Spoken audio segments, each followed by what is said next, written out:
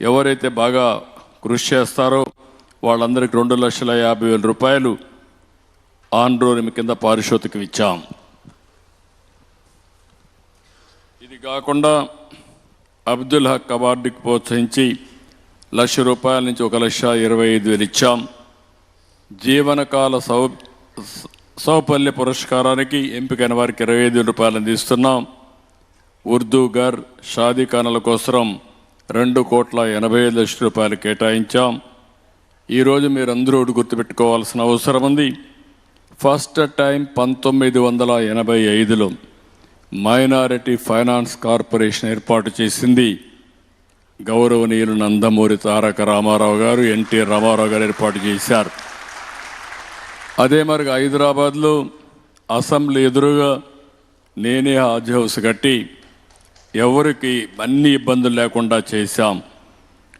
ఉర్దూను 2వ అధికార భాషగా కూడా చేసింది తెలుగుదేశం. నేను ముఖ్యమంత్రిగా ఉన్నప్పుడే చేశాను. కడప హాజ్ హౌస్ మొదలుపెట్టాం. దాన్ని త్వరలోనే వినియోగంలోకి తెస్తాం. అదే సమయంలో తొందరలోనే అమరావతిలో కూడా మీకు హాజ్ హౌస్ కట్టించే బాధ్యత తీసుకుంటామని చెప్పి మీ అందరికీ హామీ ఇస్తున్నా. ఇలాంటి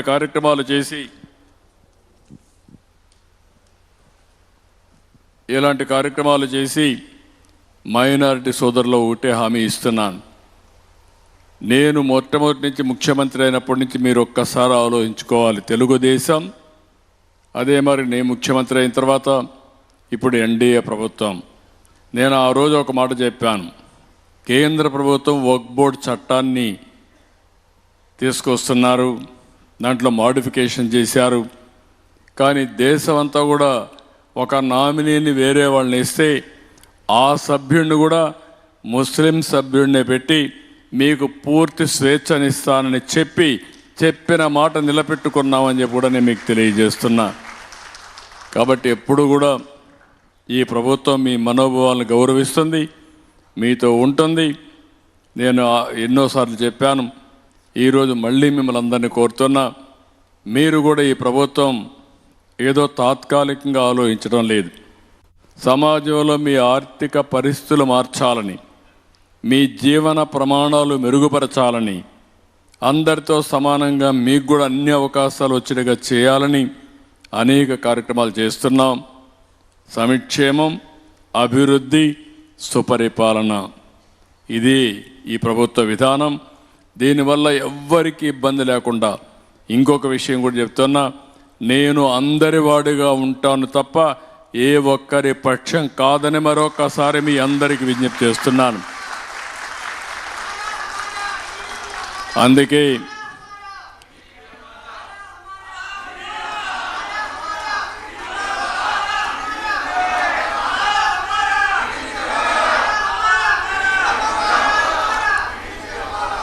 అందుకే నేను కొత్తగా కూడా ఇంకొక కార్యక్రమం తీసుకొచ్చా. అది జీరో పావర్టీ.